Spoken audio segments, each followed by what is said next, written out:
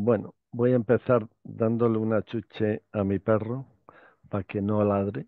¿Eh? Bueno, pues ya está grabando, ¿no?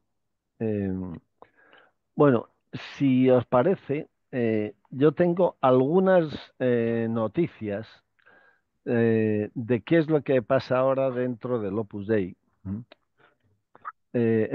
Que me han llegado por diversos sitios, ¿no? Evidentemente, las personas que me han dado esas noticias, si yo diera las noticias concretas que me han llegado, esas personas quedarían al descubierto. Entonces, eh, bueno, pues creo que no debo, ¿no? Dejar al descubierto a nadie, pero sí dar una especie como de refundido de esas noticias. ¿Eh? Entonces, vamos a ver. ¿Os acordáis que hace unos meses fue una apuesta mía, más o menos, ¿no?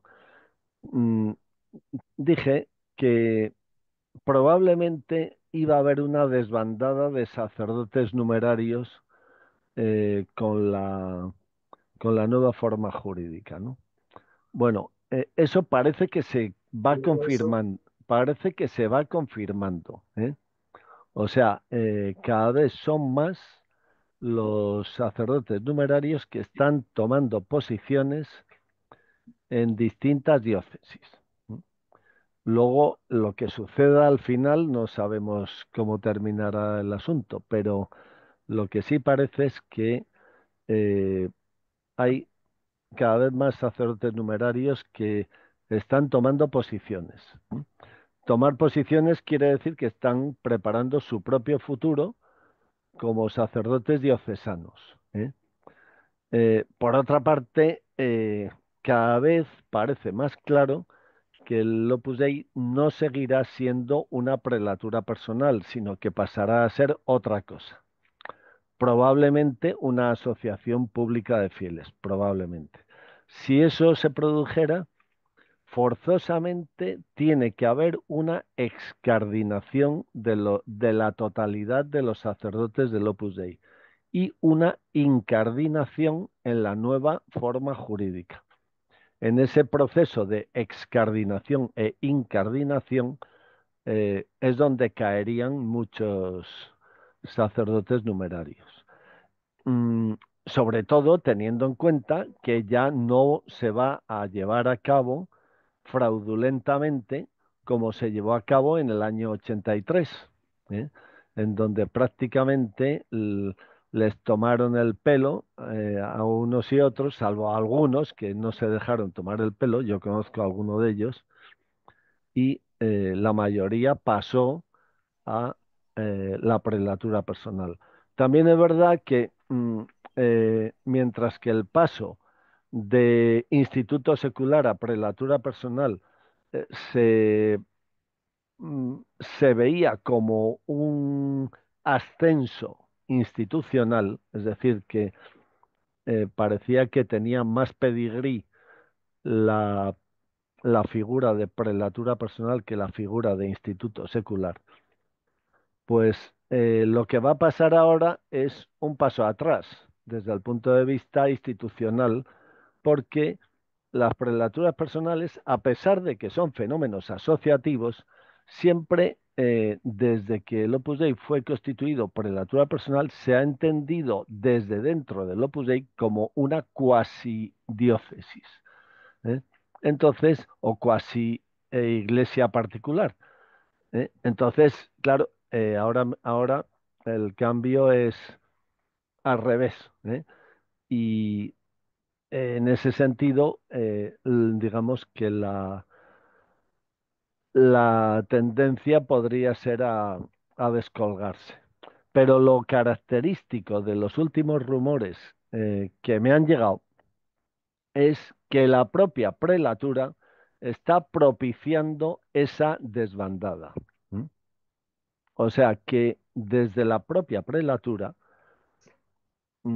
por una parte, están animando a los sacerdotes numerarios a que se impliquen cada vez más en las diócesis en donde están, ¿eh? Esto podría entenderse como una reacción positiva a raíz del motu propio de 8 de agosto del 23, donde ahí en ese motu propio quedó muy claro que el prelado no es el ordinario, sino que el ordinario es el obispo y que, según el canon 117, tanto los obispos como los párrocos tienen la autoridad jerárquica dentro de la prelatura, ¿eh? O sea que los obispos y los párrocos son la cadena jerárquica, no la prelatura.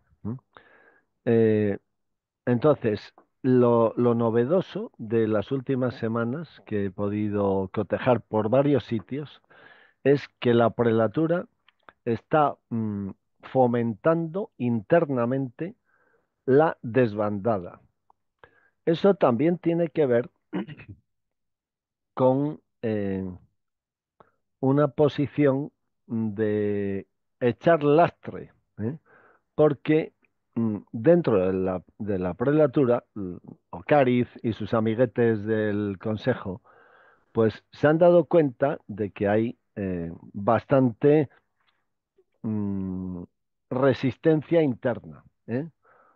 O sea que ya no pueden tomarle el pelo a todo el mundo como sería su deseo, ni pueden ejercer la violencia espiritual sobre los sacerdotes numerarios como ha sucedido siempre. Y se dan cuenta de que esa violencia y ese abuso espiritual y ese abuso de conciencia y de poder es algo que está trascendiendo claramente dentro de la Iglesia. Y entonces, dentro de la prelatura parece ser que hay como una tendencia a fomentar que se vaya el que quiera. Y la mejor manera de que se vaya el que quiera es, primero, que se impliquen más en las diócesis donde están trabajando el Opus Dei. Entonces, a base de esa mayor implicación, puede llegar un mayor contacto con las autoridades diocesanas y puede surgir de ahí la posibilidad de que todos esos sacerdotes numerarios que están incómodos en la prelatura, pues se vayan, ¿eh? Eso, dicho en pocas palabras, lo podríamos resumir con el refrán andaluz que dice que al enemigo que huye, puente de plata. Al enemigo que huye, puente de plata. O sea que eso parece ser que se está llevando a cabo. De hecho, hay varias delegaciones del Opus Dei en España en donde ya hay pisos para sacerdotes numerarios para brindarles la posibilidad de que no vivan en el centro, ¿eh? O sea, que, digamos, darles to- todas las facilidades posibles para que se vayan, ¿eh? Que se vaya el que quiera, ¿no? No solo, bueno, y luego todo eso encaja también con otra cosa, y es que un sacerdote numerario prácticamente no tiene nada que hacer, o sea, nada de trabajo, ¿eh? O sea, porque ya los, mm, los supernumerarios en una gran proporción no se confiesan con sacerdotes numerarios, los numerarios, bastantes de ellos tampoco. Luego, bueno, pues en las convivencias ya, pues los curas pintan ya muy poco ahí.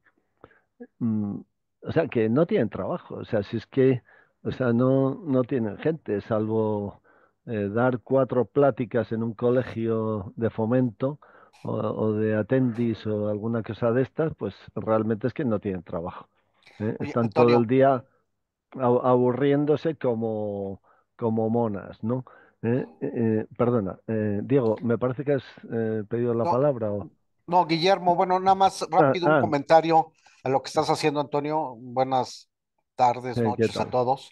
Eh, yo también creo que sabes que tiene mucho que ver, Antonio, eso que dices, que ya hay muchos muy enfermos, tanto numerarios eh, como sacerdotes, y entonces si le pueden pasar la bolita a otras personas para ellos no atenderlos, Sí, entiéndase, gastar eso dinero. también es verdad, eso también es verdad. ¿Mm?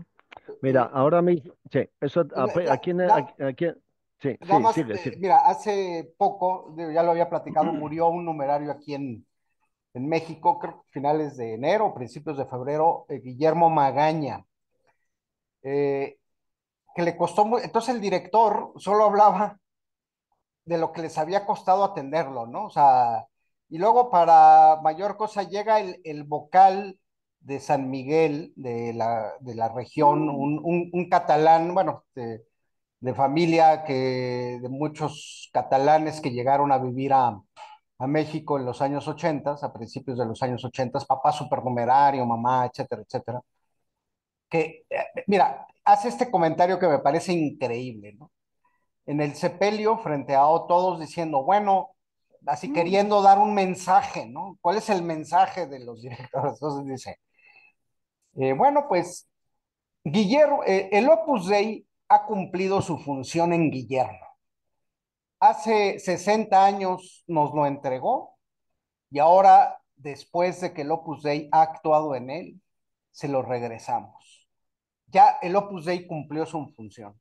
Pero nada, nada, Antonio, de decir, oye, Guillermo, muchas gracias por esos 60 años que diste círculos, que diste miles de círculos, llevaste charlas, atendiste supernumerarios, estuviste haciendo vida de familia. No, nada. Todo era el Opus Dei. Nos lo dio Dios a este pobre diablo, ¿no? El Opus Dei lo cuidó, lo restauró y ya se lo entrega a Dios. Tú nos diste basura, aquí te entregamos algo útil, algo, un alma, ¿no? Fue una cosa increíble que dijera eso, o sea, como diciendo, él en 60 años de vocación no hizo nada por el Opus Dei no tuvo nada que agradecerle a Guillermo. Y el director de su centro, que lo cuidó, yo te puedo decir que sí, se pasó muchas noches en el hospital con él, de lo que hablaba a los otros es que nos ha costado mucho dinero.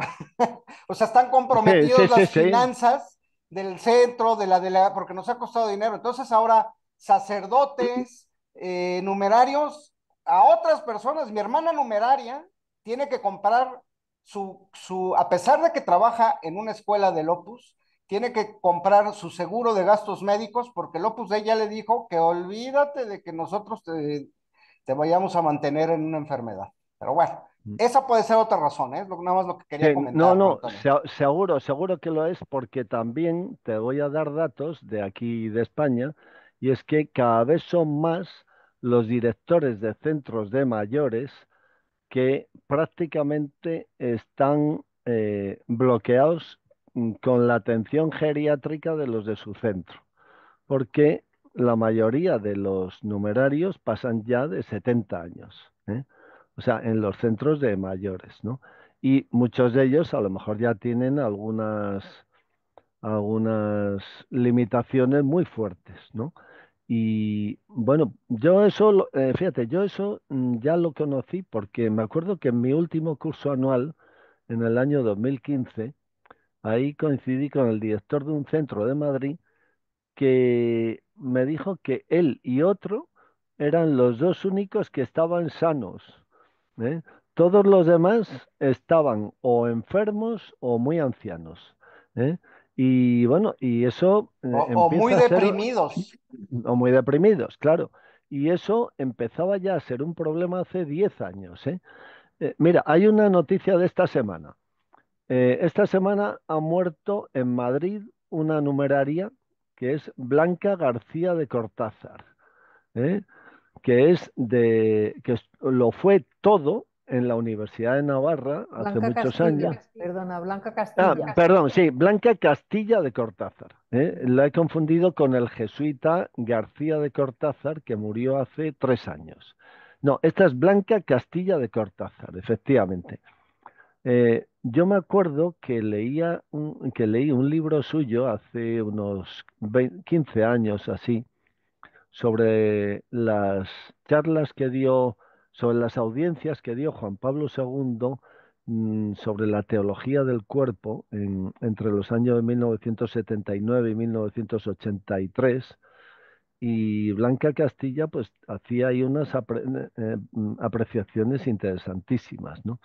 Entonces esta mujer, por lo visto, bueno, pues es una mujer que lo ha sido todo en la Universidad de Navarra, ¿no? ¿Eh? Y, y poco a poco la han ido abandonando, literalmente, ¿eh? Hasta el punto de que los últimos años los ha vivido sola en una casa fuera del centro.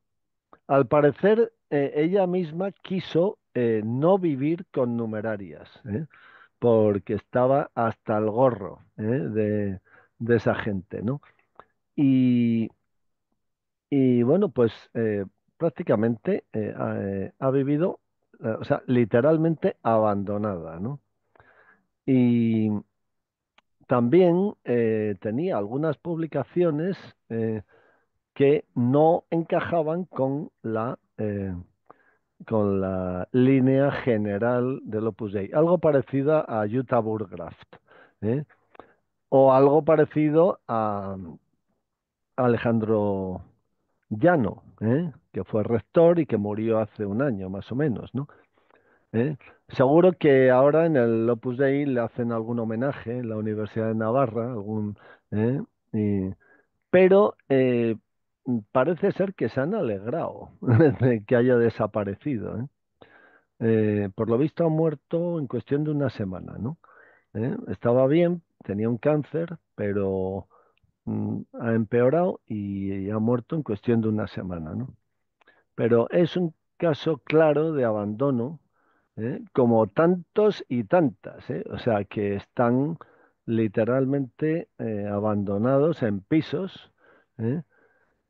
Y que el Opus Dei respira hondo cuando se mueren, así de claro. En lo que has dicho tú del mantenimiento, no es solo el mantenimiento de tiempo, es el mantenimiento de dinero, o sea, efectivamente, ¿no? Y, por ejemplo, en el caso de los curas, claro, teniendo en cuenta que el Opus Dei, el 65% del Opus Dei está en España, en el caso de los curas también se plantea un pequeño problema, y es que en España el salario medio de los curas está en torno a los 800 euros al mes, o sea, una miseria. Me refiero al salario de diocesano, o sea, de los sacerdotes diocesanos en España. Esto es una miseria, ¿no? Comparado con países como Alemania o Estados Unidos, donde el salario de un sacerdote está en torno a los 4.000 euros al mes. ¿Mm? Claro, hay que pensar que aquí pues no somos ángeles, ¿no? Sino que un sacerdote pues tiene que vivir, tiene unas necesidades como todo hijo de vecino. Y además tiene una dedicación que, bueno, pues que si es buen sacerdote, ¿eh? Pues y le llaman a las 4 de la madrugada para que vaya a dar la unción de enfermos a alguien, pues si es buen sacerdote, lo normal es que vaya, ¿eh? Y eso, pues es un bien que es impagable, ¿no? ¿Eh? Bueno, los curas numerarios no se levantan a las 4 de la madrugada, salvo alguno que yo conozco. ¿Eh? Pero los demás sí, por lo menos en España, la mayoría, hay de todo, ¿eh? O sea, pero quiero decir que 800 euros al mes es muy poquito, ¿no? Pero es que en el Opus Dei es menos, porque es que en el Opus Dei, yo me acuerdo que quedé hace 4 años así a comer con un sacerdote que se había salido del Opus Dei y al terminar de comer me dijo, Antonio, espérate, pago yo. Digo, no, hombre, no. Y dice, no, no, pago yo, que ahora sí que tengo dinero. ¿Eh? O sea, me lo decía como disfrutando de pagar la comida, ¿no? Tampoco es que comiéramos nada del otro mundo, pero con gran entusiasmo me dijo que pagaba él, ¿no? Claro, que un cura con un sueldo de 800 euros esté contentísimo, ¿eh? Eh, bueno, eso es una cosa verdaderamente tremenda, ¿no? O sea, porque es que dentro del Opus Dei es que ni eso, ¿no? Yo recuerdo a un cura numerario de aquí de Córdoba que pedía por favor que le pusieran un coche algo mejor para atender los 20.000 pueblos que tenía que atender, y el director del centro no se lo ponía, ¿no? Y tenía una auténtica patata, ¿eh? De coche que además era peligroso porque no tenía las revisiones ni tal, o sea, ¿eh? Bueno, quiero decir que es que en, ahí hay una dificultad también para los sacerdotes incardinados en el Opus Dei que viven en España, porque también si caen en una diócesis, pues tampoco van a estar muy allá atendidos, o por supuesto mucho mejor, porque en cualquier diócesis siempre hay una casa sacerdotal, una residencia de sacerdotes, donde mínimamente pueden ser atendidos, a diferencia de los centros del Opus Dei, donde cada vez hay un caos más absoluto, por no decir un cabreo por tener que cuidar a, a los mayores o a los ancianos, ¿no? ¿Eh? O sea que eso es una cosa con la que el Opus Dei se enfrenta y lo saben. Entonces, lo que están intentando es echar lastre, echar lastre. ¿Eh? Y luego también hay otra cosa que yo creo que es interesante en los últimos momentos que estamos, y es, no sé si habéis visto un vídeo dentro de la serie esta del Opus en singular, de una tal Irene que fue numeraria 8 años y luego pasó a supernumeraria y que cuenta su proceso, ¿no? Entonces, claramente esto es un vídeo con mensaje subliminal que, que de alguna manera está dentro de la onda de pretender cambiar poco a poco, desde el punto de vista mediático, el paradigma del Opus Dei, el paradigma y el relato. ¿Eh? O sea, el Opus Dei se enfrenta actualmente con un problema que no saben cómo resolver, que es cómo deshacerse del fundador. ¿No? O sea, el fundador del Opus Dei es un auténtico lastre. ¿Eh? O sea, y están haciendo movimientos mediáticos para hacer ver a la opinión pública que han cambiado, que el Opus Dei eh, en el casi centenario de su nacimiento es distinto de como era, porque todo evoluciona, la Iglesia también, ellos también, eh, y que lo que no cambia es el carisma, pero sí los modos y tal, que eso ya no se hace, eso se hacía antes, pero ya no se hace. Luego, reconocer a nivel genérico que ha habido equivocaciones, aunque no rectifican en nada, ¿no? Luego, llevar a cabo una actitud caótica, como contraposición a la actitud hiperreguladora que siempre han tenido y tienen, ¿eh? Cambiarle el nombre a las cosas, o sea, ya no es la vocal de San Rafael, sino la management de no sé qué, de la madre que lo parió. ¿Eh? O sea, quiero decir, o sea, que están intentando meter eufemismos por todas partes. Ya, por ejemplo, en el vídeo este de esta tal Irene, pues claro, esta Irene pues es la típica madre con 5 hijos, tal, muy, muy activa y muy tal y esto y lo otro, pero se le ve el plumero porque en un momento determinado dice, bueno, en mi casa mando yo. Como diciendo, sí, y en el Opus Dei manda el prelado, y aquí todos a ponerse firmes, ¿no? ¿Eh? Pero luego también, enseguida, cuando le preguntan por la dirección espiritual, salta como una liebre a decir que no es dirección espiritual, sino que es acompañamiento espiritual. Claro, si fuera acompañamiento espiritual, habría que decirlo, oye, entonces, ¿por qué tenéis acompañamiento espiritual obligatorio y con quien os dice la directora?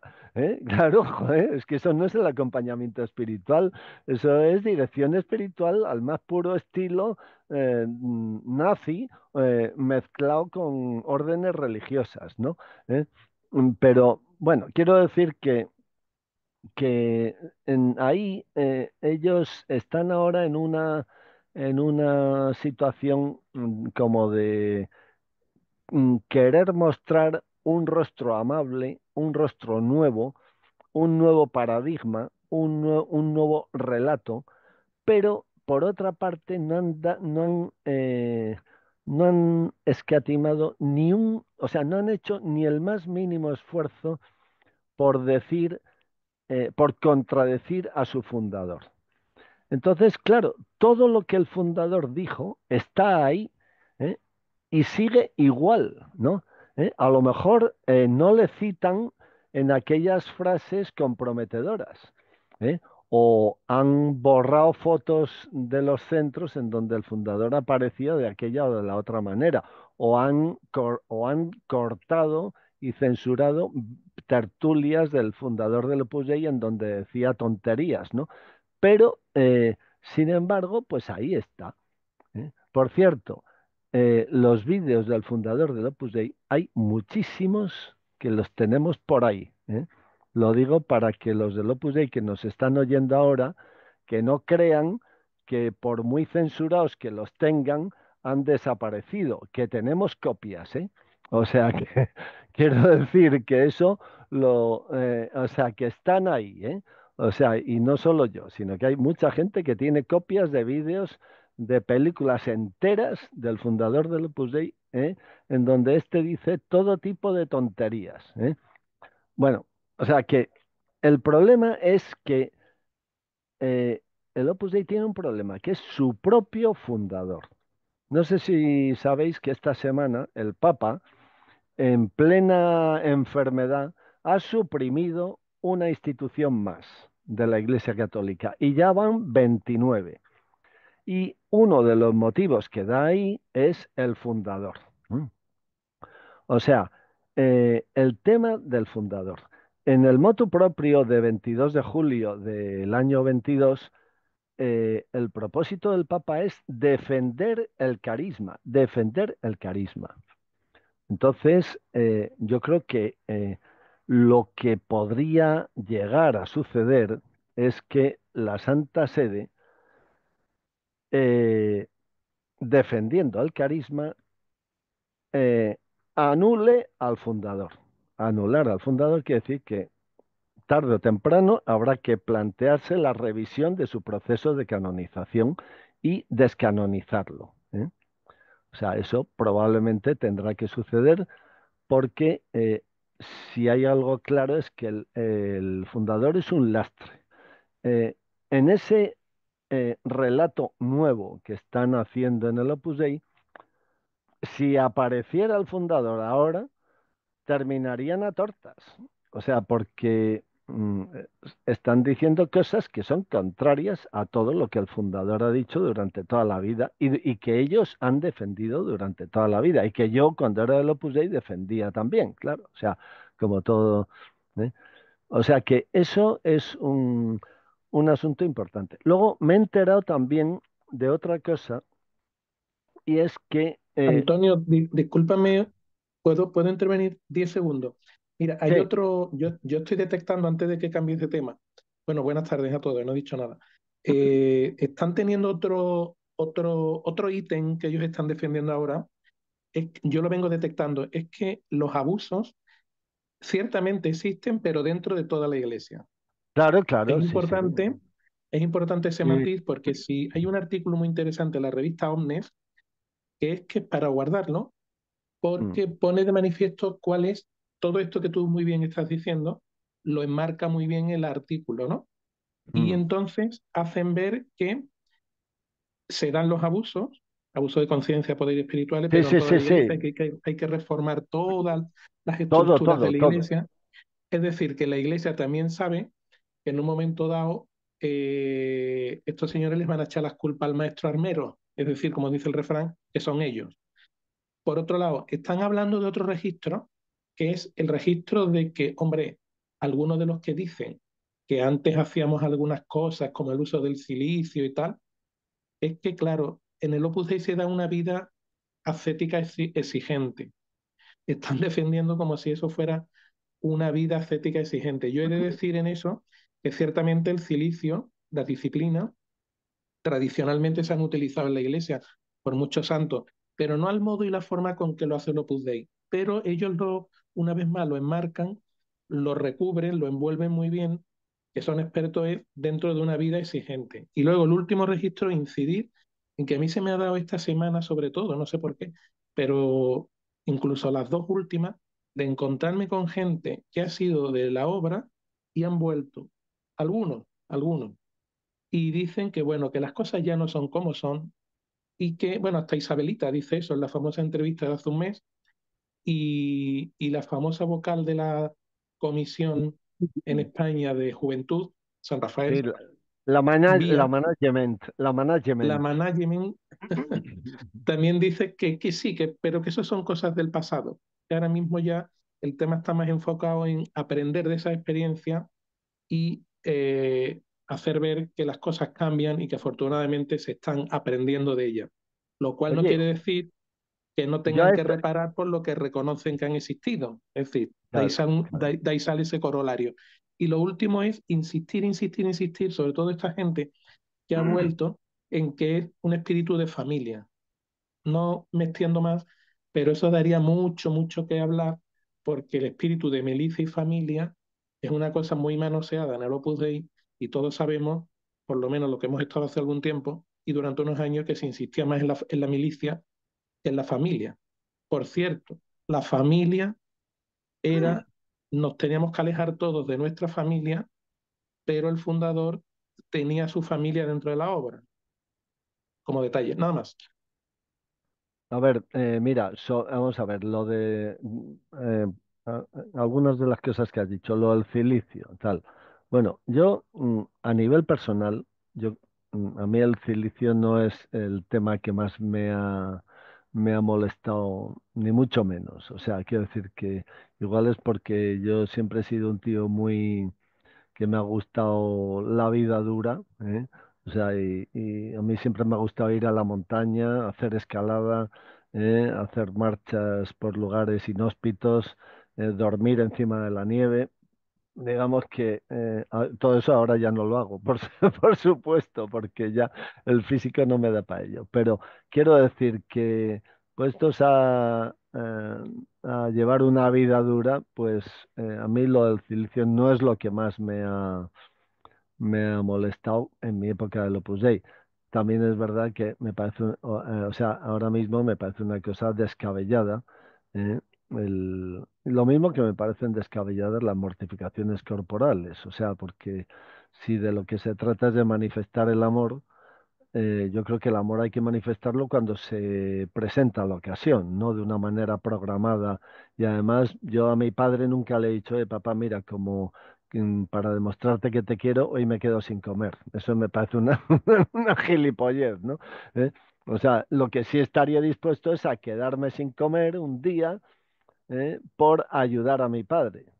O sea, si no hubiera más remedio, pues porque no tengo ni un minuto, digamos que esa ayuda no me dejara ni un minuto libre, eso sí, o sea, pero por amor a mi padre, ponerme un cilicio me parece una gilipollez, ¿no? Pero bueno, es otro tema, ¿no?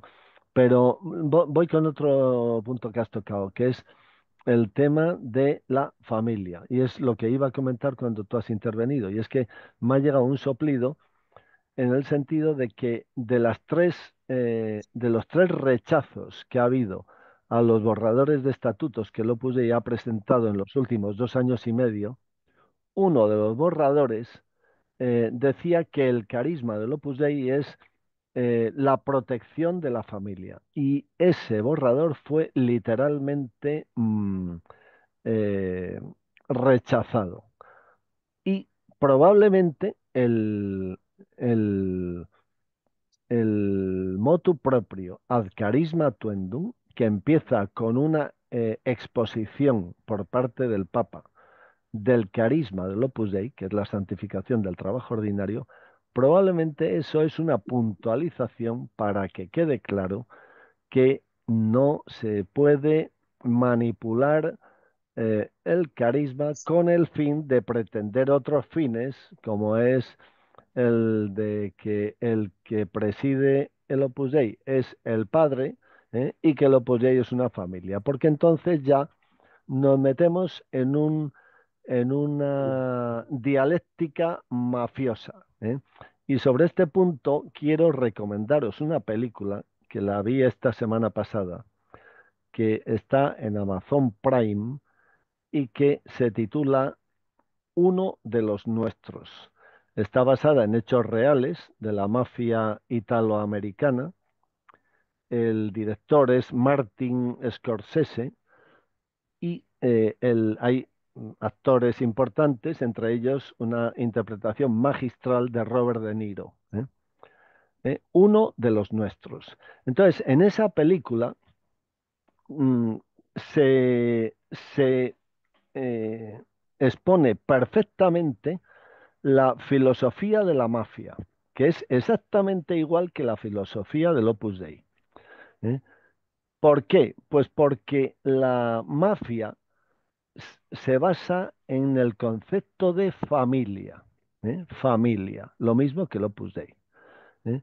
Y entonces ahí la cuestión es que para pertenecer a una familia mafiosa tienes que ser italiano por los cuatro costados. Por lo menos o sea, lo que plantean en el tema de la película, que ya digo que está basada en hechos reales. ¿Qué es lo que sucede? Que hay clanes mafiosos compuestos por italoamericanos.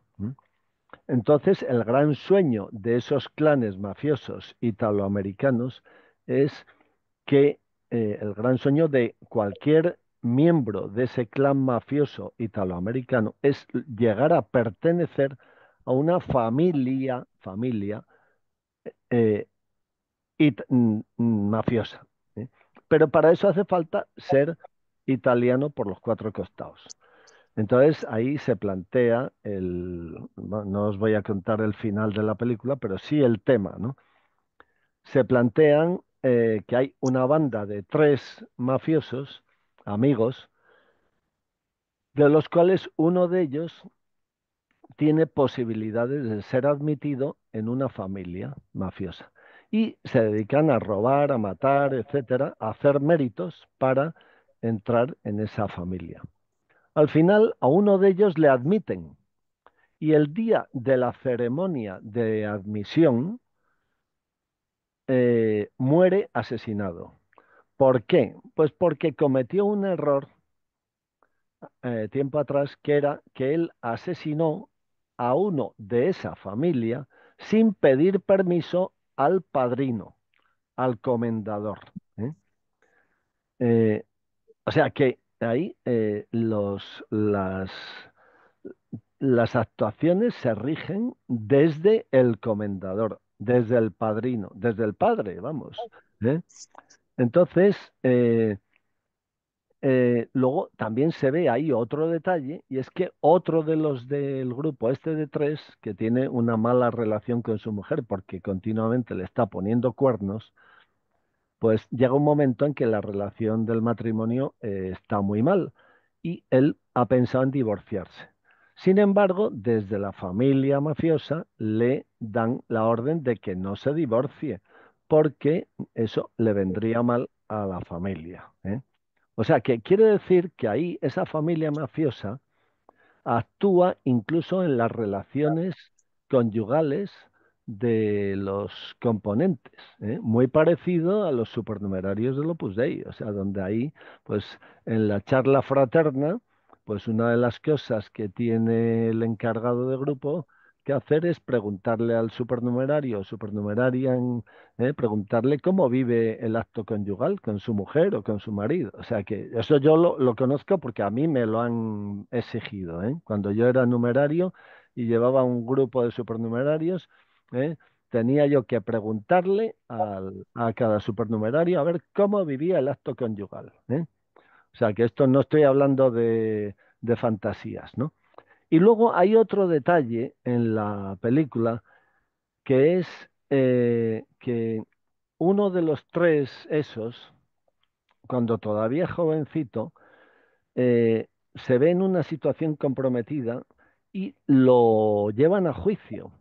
Claro, sale bien porque el juez está comprado, ¿eh? Pero ahí el otro de los mafiosos, que es Robert De Niro, le dice, has hecho muy bien porque has cumplido las dos reglas básicas de la familia, que es eh, no No, traicionar a los amigos y no hablar más de la cuenta, ¿eh? Lo cual encaja perfectamente con eso que decía el fundador del Opus Dei, que decía que yo me fío más de un hijo mío que de 100 notarios que digan lo contrario, ¿eh? O eso que decía también el fundador del Opus Dei, de que los trapos sucios se lavan en casa, ¿eh? O sea, esas dos ideas básicas de cualquier clan mafioso, que es no hablar más de la cuenta y no traicionar a los amigos. Aquí le hace darle primacía al Opus Dei como institución antes de eh, las cuestiones personales, ¿no? O sea que yo os recomiendo esa película, ¿eh? Se titula Uno de los nuestros, de Martin Scorsese, ¿eh? Y bueno, además tiene una música fenomenal, mayormente de los Rolling Stones, ¿eh? Y, y bueno, es una delicia desde el punto de vista cinematográfico, ¿no? ¿Eh? Muy, muy bien compuesta, el montaje es fenomenal, ¿eh? Y, relata muy bien lo que es la mafia. Y digo que lo relata bien porque también podéis ver en RTV Play, en los que seáis españoles, o también igual en otros países se puede ver también, eh, porque ahí hay un documental, no sé si es en 3 capítulos, sobre la mafia, los orígenes de la mafia siciliana, el traspaso a Estados Unidos, las actividades mafiosas en Estados Unidos y lo que es la filosofía de la mafia, ¿no? ¿Eh? Ni que decir tiene que ese trío de películas de El Padrino, pues también es aunque eso ya es mm, algo más, digamos que aparentemente no es hechos reales, sin embargo, está basado también en sucesos reales, ¿eh? O sea, la trilogía del Padrino, ¿eh? Bueno, pues, o sea, que quiero decir que tampoco hay que olvidar que el Opus Dei se desarrolló en Italia, ¿eh? O sea, y que ahí Escrivá de Balaguer tenía un brazo derecho, que era Álvaro del Portillo, que actuaba con métodos mafiosos, ¿eh? Y que se codeaba con gente de la mafia, ¿eh? O sea, y que eso a Escrivá le gustaba mucho, porque decía que era, pues que tenía mucha mano izquierda, mucha picardía, mucha... Claro, pero es que el problema de todo esto es que llega un momento en que ya pues no sabes dónde estás, si estás en el límite de lo legal, de lo ético, de lo moral, o ya te has pasado 4 pueblos, ¿no? O sea que, Hombre, digamos que, se codeaba Antonio con el cardenal Baggio, que salió en la lista Pecorelli claro, como uno de los más importantes masones en la iglesia. claro. O sea O sea, que el detalle es... Mira, Antonio, cuando... igual que, Sí, perdón un sí, segundo, sí, ya que estoy sí. hablando, aprovecho y que Albert, discúlpame, igual que a ti se te exigía preguntar a los supernumerarios por cómo era, digamos, sus relaciones íntimas, de modo contrario, eh, de modo contrario, se exigía a los miembros la sinceridad salvaje. Claro, Eso claro, lo conocemos todos, ¿no? Y esa claro. sinceridad salvaje, yo tengo aquí una nota que creo que es de la instrucción de San Rafael, de un texto que se publicó en Internet, en la nota 75, que decía, abrir la conciencia de par en par fuera de la confesión. Esto está totalmente en sentido, en sentido opuesto. Mónica, como estoy viendo que estás diciendo que no, ahora cuando yo acabe, si quieres, me No, es que Mónica apostillas. seguro que está viendo otra cosa. Ah, perdón. Pero bueno, No, que hay no. libertad, es decir, que Claro. podemos en un momento de hablar unos y Sí, otros. sí, sí, sí. Entonces, el tema de la sinceridad salvaje en la instrucción de San Rafael choca frontalmente con el decreto eh, antiguo en la Iglesia, creo que es de 1800 largos, casi 1900, que se llamaba, 1800 finales, sí. De León sí, XIII, de el León XIII. Quemalmodum, Sí. donde la Iglesia regula, como siempre ha regulado, cómo debe ser la dirección espiritual y cómo hay que distinguir los fueros, el interno y el externo.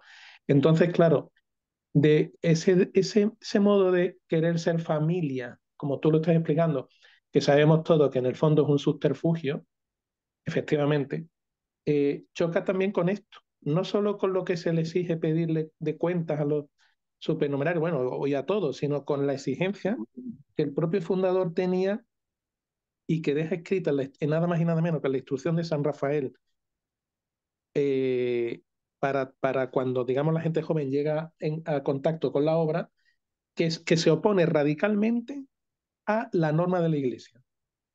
Entonces eso Sí, sí, claro. es muy grave y entonces eso de un modo, a ver cómo dicen eso, a ver cómo embadurnan eso, porque ellos nunca entran en estos detalles, porque no les interesa entrar en estos detalles.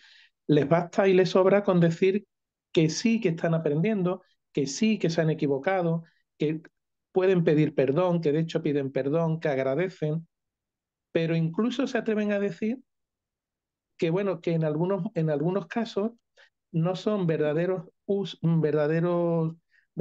abusos, puesto que, es lo que antes no he explicado bien, van en función de la exigencia tan alta, es decir, de una supervocación, entre comillas, que se tenía en la obra y la exigencia que se requería de los miembros de la obra para con Dios, a causa de esa vocación.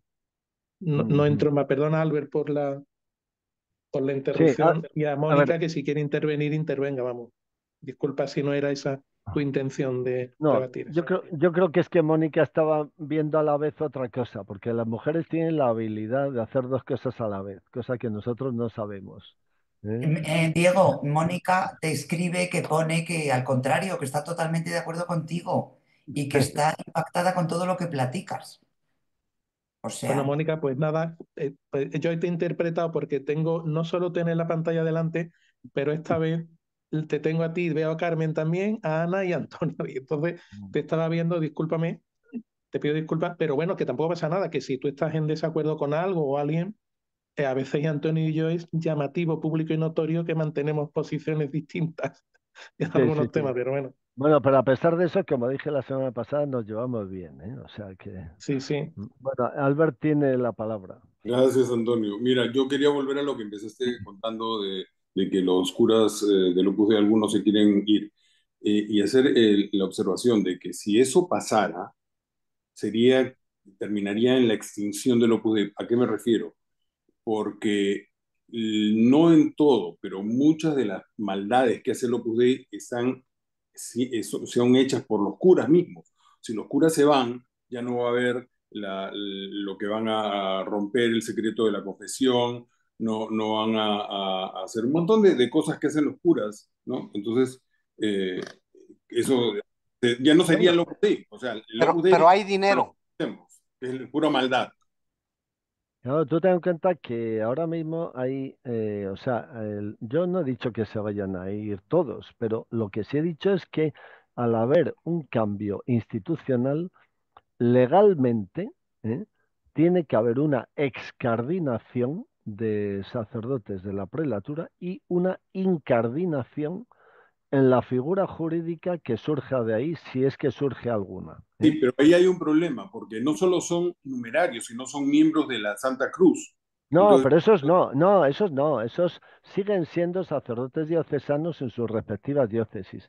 Esos sacerdotes simplemente dejarían de pertenecer a esa asociación y no pasa nada. O sea, quiero decirte que los sacerdotes de la Sociedad Sacerdotal de la Santa Cruz, desde el punto de vista institucional, pintan muy poco. O sea, son sacerdotes que los utilizan como medio para maniobrar en las diócesis, luego para que den algún retiro y tal, para que les echen una mano, etcétera.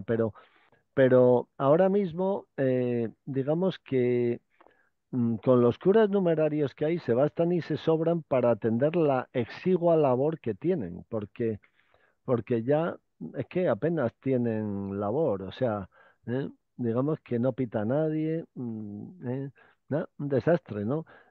Bueno, yo, mira, cuando yo todavía estaba en el Opus Dei, y no hace poco, sino en el año 2008, ahí el cura de mi centro, me parece que lo he comentado alguna vez, estaba todo el día viendo la televisión, ¿eh? O sea, todo el día, porque es que no tenía nada que hacer, o sea, que quiero decir bueno, que entre lo poco que tienen que hacer, los mayores que hay, luego la contestación interna, pues de alguna manera también en la prelatura, a nivel de dirección, quizá también están queriendo un poco de clarificación, ¿no? O sea, porque eso de tener eh, gente a la contra todo el día, ¿no? O gente incómoda, pues eso no es bueno en ninguna organización. O sea, yo estoy convencido de que lo más importante en cualquier organización, ya sea política, eclesiástica, deportiva, lo que sea, es tener contento al personal. O sea, eso estoy convencido de que eso es el mejor activo de cualquier empresa, o sea, el personal. O sea, si tú tienes contento al personal, la empresa va bien, porque de alguna manera todos se implican voluntariamente. Si estás en plan mandón, en plan de dar por saco, pues eso genera un mal ambiente que a la larga produce efectos contrarios en la propia institución. O sea, entonces, aquí lo que yo creo que sucede es que es algo que lo he comentado otras veces, que es la voladura controlada. O sea, el Opus Dei tiene un especial apego a su buena imagen, o están viviendo de las rentas, ¿no? De años atrás y piensan que lo último con lo que se puede ceder es con la buena imagen, entre comillas, que ellos tienen o creen tener.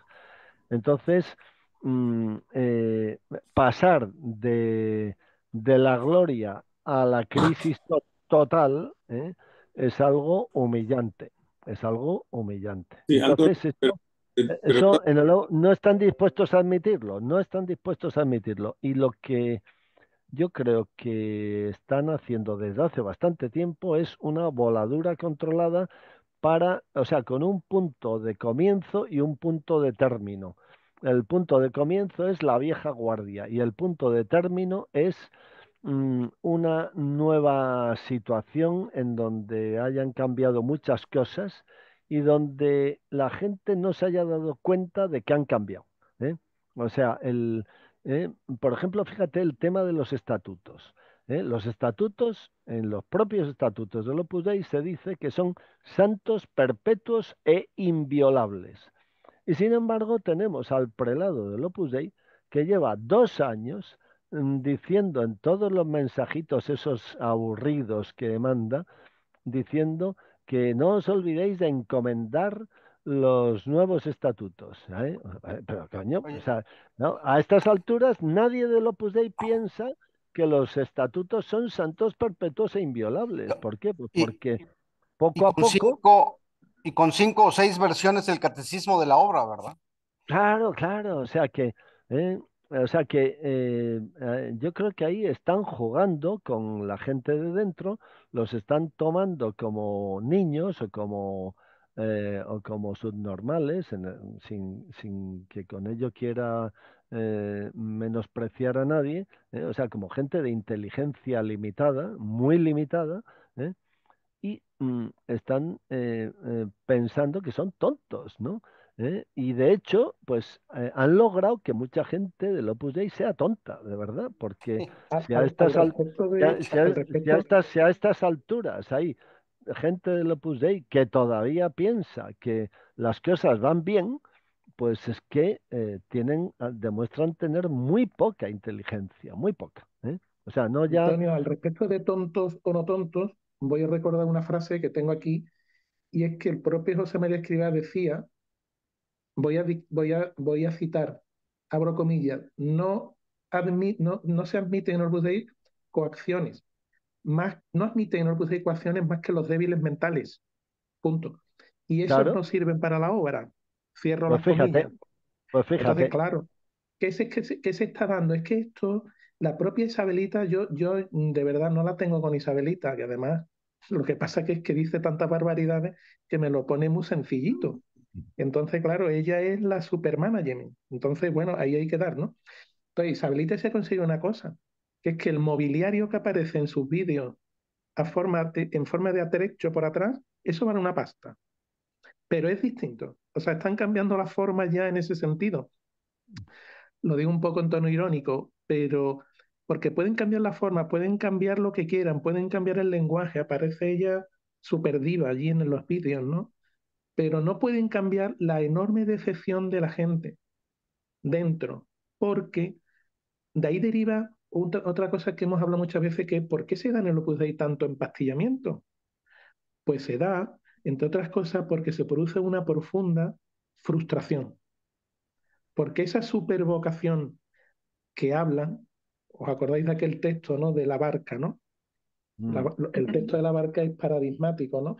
Porque mm, habla ahí perfectamente de que si queréis honor y gloria, ¿no? O sea, se habla de una supervocación, una superelección de Dios, que luego choca directamente con el paso del tiempo, antes para uno, después para otro, pero siempre para todos, con la frustración de que no se cumple aquello que decía Escribá, no se cumple, porque entre otras cosas se choca directamente con la Iglesia, como acabamos de decir antes, por ejemplo, con el tema del gobierno de las conciencias, ¿no? Entonces, bueno, eso daría para mucho, ¿no? Porque tiene que ver con la vocación esa que se dice que tienen la gente de la obra. Y luego diré algo más que he La, co- descubierto. la- la vocación Pero bueno, no inexistente. quiero, no quiero seguir. Va por ahí el tema. A ver, Albert, que antes te hemos cortado. Perdona, habla, habla. No, no, la vocación inexistente. Y lo que te quería decir a ti es que salirse del tema, de lo que yo quería decir era que la Asociación de la Santa Cruz no tiene razón de ser, solamente para entrenar a los curas del Opus Dei y nada más. O sea que se salen del Opus Dei, pues ya no tiene que existir esa Asociación de la Santa Cruz. Mm. Bueno, o sea que de todas formas todo esto que acabo de comentar son conjeturas, o sea que quiero decir, son cosas que las estamos comentando al hilo de testimonios que me han dado personas concretas y que no, que si dijera datos concretos, pues igual se les identificaría y, lógicamente quieren mantener su anonimato, ¿no?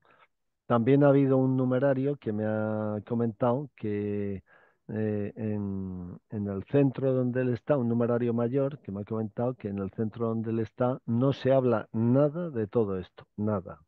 ¿Eh? Y que, o sea, que piensan que todo va a seguir igual, que tal, o sea, y bueno, o sea, bueno, ahí están, ¿no? Fíjate, Antonio, yo siento que en México los sacerdotes no se irían porque, créeme, no tienen a dónde ir. ¿Eh? Este, y están más a gusto ahí. Y en general, si el día de mañana le dijeran a todo el Opus Dei, especialmente a los supernumerarios, que ya no son una prelatura, sino son la cofradía de los hijos de Escrivá y hermanos de Portillo y Echeve, estarían felices. O sea, porque ellos los supernumerarios van a un club social. Van a un club social. O sea, y entonces no importa cómo se llamen, mientras ese club social les justifique salir una vez o dos veces por semana de su casa con el permiso de su esposa, implícito o explícito, ellos no, ellos van a estar felices, ¿no? Porque, bueno, de ahí también luego hay otras reuniones. Y luego, en cuanto a el dinero, a mí me llama la atención, al menos en México, hay suficientes casas, por ejemplo, por poner uno en la Ciudad de México, es una casa muy grande, que ya lo había comentado en alguna vez, lo que era la RUP, la Residencia Universitaria Panamericana, que ahí todos los centros que van cerrando se van ahí. Hay como 5 o 6 centros de numerarios, ahí hay 4 o 5 de supernumerarios también ahí. Y tan grande que alguna vez cuando existía esta Química Hedge, que era vecino, quiso comprar la casa para ampliar su planta y no la quisieron que porque ahí había estado el fundador, ¿no? O sea, como que era una pieza histórica, que como los pies del fundador pisaron por ahí, entonces no se podía vender a pero a Smith Klein Beecham, ¿no? No a Química Hedge, sino a Smith Klein Beecham. Y y entonces ahí podrían poner a todos los enfermos, que son muchos, ponerlos ahí, que vivan bien, que les paguen los enfermeros, porque, bueno, también ya hay muchos numerarios, la gran mayoría ya tienen sus pensiones. Por ejemplo, los que trabajaban en el IPADE tienen doble pensión, tanto la de la Seguridad Social que da México, la Seguridad Social Mexicana, como la del mismo IPADE o la misma Universidad Panamericana, etcétera. A mí me llama la atención porque no hacen eso, ¿no? Concentrar a todos los enfermos, a todos los que ya están mal juntos, pues porque prefieren ese dinero mandarlo a Roma, ¿no? Y descuidar a todos esos ancianos, no darles una vida. O sea, eso de que el Opus Dei, el mejor sitio para vivir y para morir, es una tremenda falsedad porque nunca supieron qué hacer con los mayores. Y luego, Bueno, nada ya. más Sí, termino, sí. perdón, Sigue, sí. con una cosa que viene aquí, porque en el chat están poniendo cosas de que si el placer sexual, etcétera. Yo nada más quiero reafirmar una idea que decía el padre José Luis Mazot, ¿no? Que yo creo que por eso no era muy querido por los directivos aquí en México. Que cuando él llegó a México de Costa Rica, yo creo que años 60, 70, se encontró que las directoras les decían a las supernumerarias, oye, en los días que hayas tenido relaciones sexuales, esos días no comulgues. O sea, era una Eso cosa. es, oye, eso viene en el Concilio de Trento. Ah, bueno, pues, Eso que acabas de decir, yo me compré el Catecismo Mayor de San Pío V, es de los primeros libros que me compré cuando aparecí por el Opus Dei, y en el Catecismo Mayor, perdón, en el Catecismo del Concilio de Trento del Papa Clemente XIII, ¿eh? Ahí te viene que no, o sea, que no se debe de tener relaciones sexuales ni en Cuaresma ni cuando vas a comulgar.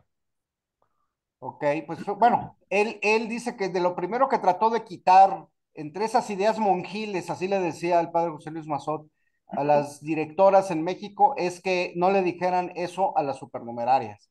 Luego, como alguna vez comenté, leí una instrucción que esa, no sé cómo no me quedé con ella, porque es una maravilla de estupidez que dicen de cómo llevar confesiones, y entre otras cosas decían que si una mujer era violada, que bueno, y no lo podía impedir, que al menos no lo disfrutara. Imagínate qué tontería dicho eso, o sea, te van a violar y no lo puedes impedir, no lo disfrutes, o sea, es una tontería como si una mujer en eso pudiera estar disfrutando en esa situación, o sea, por eso todo ahí lo que comentan, que todo lo que es sexo es pecado, era una Pero tontería poner esto, ¿no? fíjate Y que no, eso es una... Sí, sigue, sí, que ahora bueno, y ya cuento la yo última otra cosa. anécdota que quería decir, digo, uniendo esto, una cosa que pasó para que veas que la sinceridad salvaje es lo peor que puedes hacer en el Opus Dei. Platico esta anécdota chusca. Una supernumeraria va a su curso de retiro a Mimiaguapan. Y están varias supernumerarias y mandaron a la directora y a otra numeraria de encargadas, o sea, dos numerarias. Entonces, era día sábado, la meditación ya de la noche, continuó la bendición y luego la cena. Y tú termina la meditación, el sacerdote ya sale, entra después de la meditación, entra a la sacristía, sale revestido, va a abrir o quiere abrir el sagrario y, oh sorpresa, no está la llave del sagrario. Y entonces se voltea y a la primera supernumeraria, la que está más cerca, le dice, oye, ve a dirección por la llave del sagrario. Entonces sale corriendo esta supernumeraria, llega a dirección, que ahí la del mayoral de Miahuapan, la dirección primero es la oficina, y entonces toca la puerta, no nadie contesta, entra, busca, la llave no está. Entonces toca la siguiente puerta, que ya era la recámara. Entonces toca, nada. Abre la puerta y en el momento en que ella abre la puerta, las dos numerarias que habían ido a atender esa actividad salen desnudas de bañarse, juntas, ¿no? Entonces, bueno, pues ya la sorpresa, ya no dijo cómo consiguió la llave, pero bueno, pues regresa a la ciudad y tiene que ir a hablar con las directoras de eso que vio. Habla con las directoras, a la semana siguiente la mandan llamar y le dicen, no, esto no es posible, tal. ¿Sabes qué? Mejor deja el Opus Dei. O sea, su sinceridad salvaje le costó la vocación por haber ido a acusar, digo, entre comillas, a esas dos numerarias que atendían la actividad, pero que se bañaban juntas cuando las supernumerarias estaban en meditación y en bendición, ¿no? Entonces, y luego estas numerarias, pues ya con el tiempo salieron, ambas, casadas, etcétera, etcétera, ¿no? Pero digo, lo que quiero nada más comentar, aprovechando estos temas que se tocaban en los chats, es que también la sinceridad salvaje es la peor estupidez que tú puedes decir en el Opus Dei. Como a mí también me pasó un día, una chica del trabajo se acerca y me dice, oye, quiero tener un hijo contigo. No, no, lo dije en la charla y fue así como yo pensando que estaba haciendo un acto de sinceridad salvaje. No, ya de ahí quedé marcado para siempre, entre otras cosas, con los directores. Pero bueno, es lo que quería comentar, ¿no? Mira, Guillermo, una aclaración. Los supernumerarios no son un club social, tienen muchas cosas que les meten muchas maldades de tipo Opus Dei, como lo que estamos hablando, en meterse en la intimidad de la pareja, etcétera, etcétera, etcétera. Sí, o sea, eso de acuerdo, pero te digo, ellos encuentran una manera justificada de salir de su casa una o dos veces por semana, ir a sus retiros. Muchos me lo decían. O sea, había muchos supernumerarios que sus retiros eran vacaciones, luego te los encontrabas tirados ahí en el jardín durmiendo, etcétera, como si estuvieran en la playa tomando el sol, porque te decían, oye, es la manera en que puedo estar eh, libre, ¿verdad? Sin que mi pareja me esté diciendo cosas, me esté dando indicaciones, etcétera. Entonces, yo te podría decir que si mañana eso dices que somos como la cofradía de la vela perpetua, los supernumerarios estarán igual de felices. Es más, yo creo que más felices, ¿sabes por qué? Porque ya todo este tema de la situación jurídica, ¿no? Del Opus Dei se va a acabar. Es que es increíble cómo el Opus gasta tanta energía en este tema de lo jurídico y llevan deja 100 años, ¿eh? Llevan 100 años 100 con años este en lo tema. jurídico y han tenido totalmente descuidados a sus miembros, ¿no? O Oye, sea, la salud, Guillermo, todo. Sí, sí, Diego. perdona, también habría que preguntarle a las mujeres de esos dos supernumerarios, o de esos Ah, supernumerarios, perdón, Si fueran La- supernumeraria, ¿qué es lo que dicen de ellos? bueno, Ah, lo mismo, no lo eran mismo, supernumerarias, pero dirían lo Lo mismo, ¿eh? mismo, De todas diciendo, lo menos maneras. mal que me mismo, ha lo salvado de este mismo. mochuelo. Sí, sí, Así sí. es. Mira, es que cuando has dicho varias cosas de estas, lo que decía Carmen Charo, o sea, el tutor de Isabel la Católica, una de las cosas que le decía, o sea, era un monje jerónimo, era su director espiritual, pues una de las cosas que, que le insistía era en que no en que procurara no manifestar placer en las relaciones sexuales con Fernando el Católico. O sea, eso Eh, es una cosa, por ejemplo, ya muy antigua. O sea, que quiero decir que viene de muy atrás, ¿no? Y luego, cuando has dicho lo de que la sinceridad salvaje se le vuelve a uno en contra, yo sé de uno que estuvo en el colegio romano, ¿eh? Y que, bueno, pues que no sé si lo vio vamos, que tenía certeza de que determinado sacerdote numerario de Roma estaba llevando a cabo abusos sexuales con otros numerarios, ¿no? Y lo puso en conocimiento de los directores y sobre la marcha lo largaron a España, sobre la marcha, ¿eh? O sea, lo quitaron de en medio, ¿no? ¿Eh?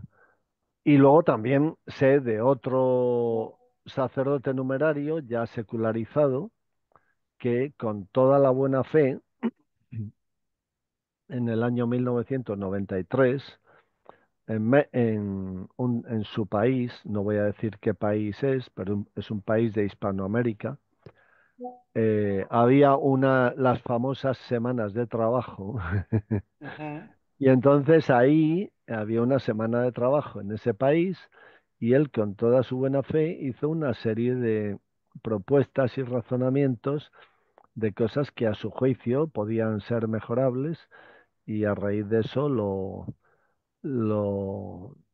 lo empezaron a machacarlo hasta que el tío se largó de allí, O sea, y se secularizó.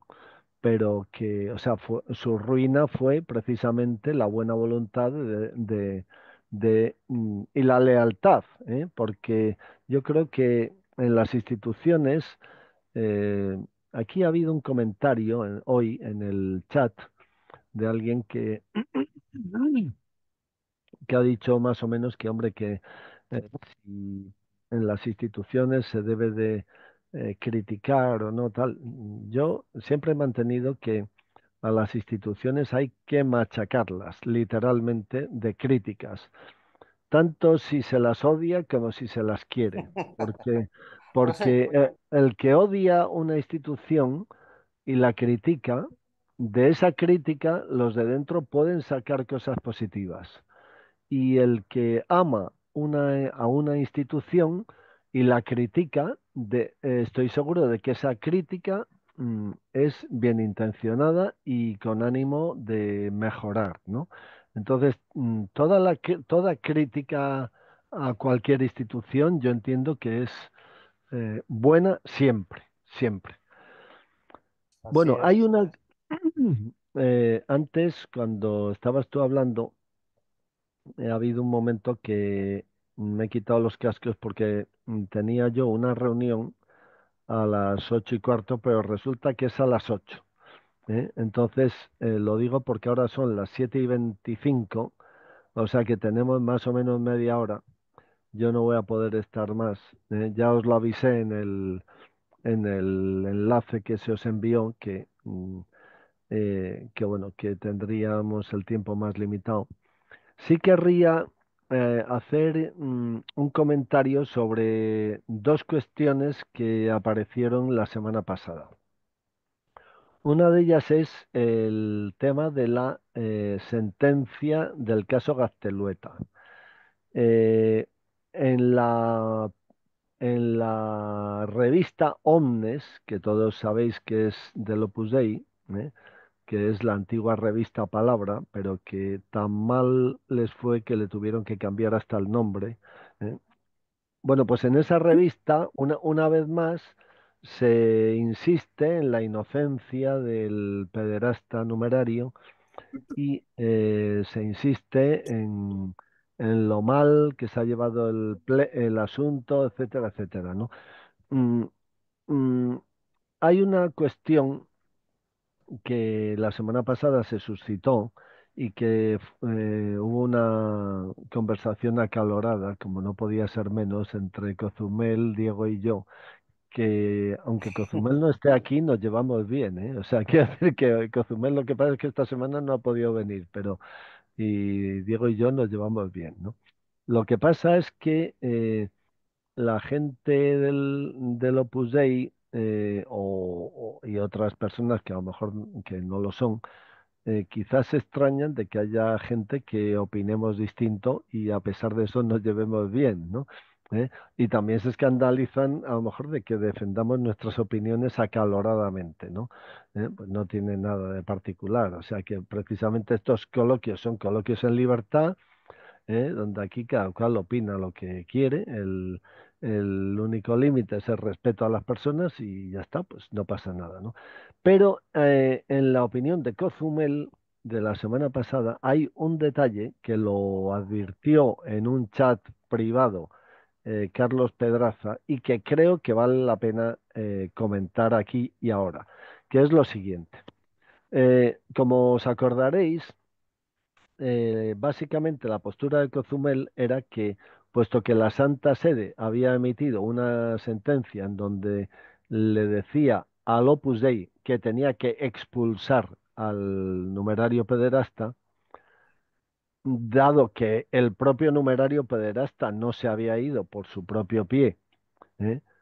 Y dado que el proceso, lo que a lo que se remitía, es decir, el asunto en litigio era el comportamiento de ese numerario pederasta, pues ahí la postura de Cozumel era que si el numerario pederasta pide la baja antes de que se cumpla la sentencia, pues eso es un fraude, porque lo que la sentencia dice es que hay que expulsarle. O sea, y por tanto, que ahí el que se tiene que mojar es Ocariz expulsándole, no poniéndole en bandeja a Ocariz que dejar poniendo en bandeja que el Opus Dei quede a salvo y que él quede como mártir que se inmola por el Opus Dei. No. Bien, yo lo que sostenía era que, teniendo en cuenta el artículo 31, que dice que cuando haya que expulsar a alguien, siempre se intentará que previamente el interesado lo pida, pues ahí yo entiendo que desde el punto de vista legal hay una salida ¿eh? Que a mi modo de ver, en los momentos que corren ahora, no es una salida honrosa, porque de alguna manera deja ver que una vez más el Opus Dei pretende lavar su imagen a base de árboles caídos, ¿no? Pero hay una cosa que lo dijo este Pedraza, no le veo por aquí. Bueno, es que hay una cuestión interesante y es que toda sentencia es un bien jurídico, ¿eh? Y el cumplimiento de una sentencia supone la seguridad jurídica. Y la seguridad jurídica es algo que hay que proteger. Entonces, ahí se da yo puse un ejemplo, digo, vamos a ver, imaginémonos que este numerario después de que haya salido la sentencia, le da un infarto y se muere. Entonces, ya una cosa es la sentencia y otra cosa es la ejecución de la sentencia. En el caso de que este numerario haya muerto, teniendo en cuenta que ya los muertos no pertenecen a ninguna asociación o a ninguna entidad, pues ya sería una sentencia de imposible cumplimiento. De hecho, pues estamos rodeados continuamente en el mundo jurídico de sentencias de imposible cumplimiento. Me viene a la cabeza, pues cuando Jesús Gil, el que fue alcalde de Marbella, hizo una urbanización de 250 viviendas en plena zona verde, en Marbella. Claro, eso llegó a los tribunales y al cabo de 20 años pues, la sentencia salió desfavorable al entonces alcalde Jesús Gil y con orden de demolición de las 200 y pico viviendas. Claro, en esas 200 y pico viviendas, en ese momento ya vivían 200 y pico familias y entonces, pues el Ayuntamiento de Marbella dijo, bueno, esto es de imposible cumplimiento. ¿Por qué? Pues porque todo ciudadano español tiene derecho a una vivienda digna según el artículo 47 de la Constitución. Y no se puede cumplir esa sentencia porque sería inconstitucional. Claro, o sea, quiero decir que este tipo de cosas suceden en la vida jurídica. Una cosa es la sentencia y otra cosa es el cumplimiento de la sentencia. Ahora bien, lo que sí creo que Cozumel tenía razón es en una cosa, y es que en este caso la expulsión de este numerario eh, es algo que hay que cumplir. Lo tiene que cumplir el prelado. Y por tanto, el prelado, desde el momento en que esa sentencia se ha producido, tiene una obligación de carácter público, porque es el cumplimiento de una sentencia. Eso implica que el prelado no puede inmiscuirse en nada que entre en conflicto con esa ejecución de sentencia. O sea, que no es lo mismo que el numerario ese se muera de un infarto, que eso es algo que no está en la mano del prelado y no está, no, es algo que el prelado no puede controlar porque es algo sobrevenido, involuntario, ajeno a él. No es lo mismo eso que eh, entre medias el numerario pida la baja y el prelado la acepte. Ahí, efectivamente, creo que Cozumel tenía razón en el sentido de que el prelado, si el numerario ese ha pedido la baja, el prelado tiene obligación de abstenerse, o sea, no de no concederla, ¿eh? Sino de abstenerse. Claro, teniendo en cuenta que la petición de baja, el único que la puede conceder es el prelado, pues quiere decir que se tiene que abstener. O sea, yo entiendo que hay Ocariz ante esa petición de baja de Martínez Sanz, el prelado se tiene que abstener en razón de que no debe de intervenir en nada que pueda perjudicar a la ejecución de la sentencia, que es él quien la tiene que ejecutar. Esa es la opinión que yo veo que ahí Cozumel podría tener razón y yo en parte se la reconozco ahora, ¿no?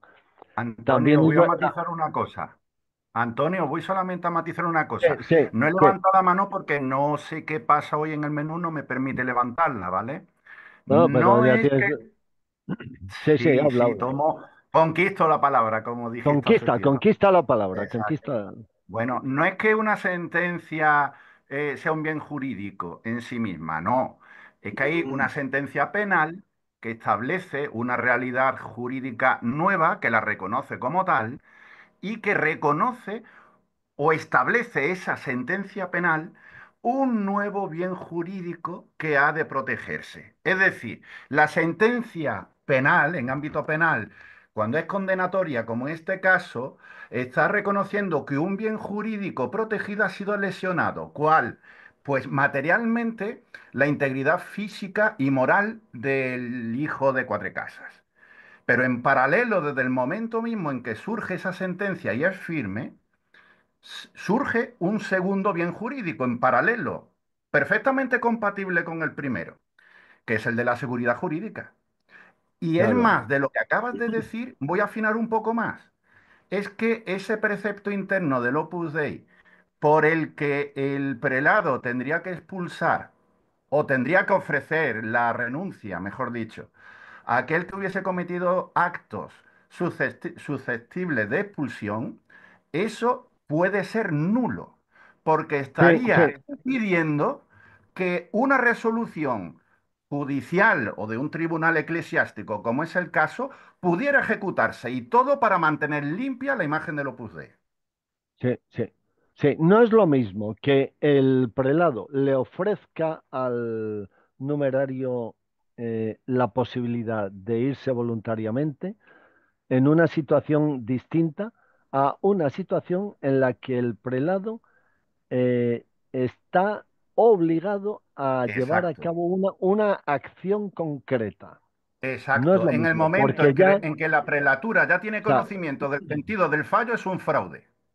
eso, Y o se sea, está ahí ya, quebrantando ese bien jurídico y es delito, ¿eh? Ojo, estoy claro, hablando desde el punto de vista del ordenamiento jurídico español, no sé si en Italia, porque habría que ver ahí también a qué ordenamiento jurídico nos tendríamos que remitir, si al propio del Vaticano o al de la ejecución, que yo creo que iría por ahí, que sería el ordenamiento jurídico italiano.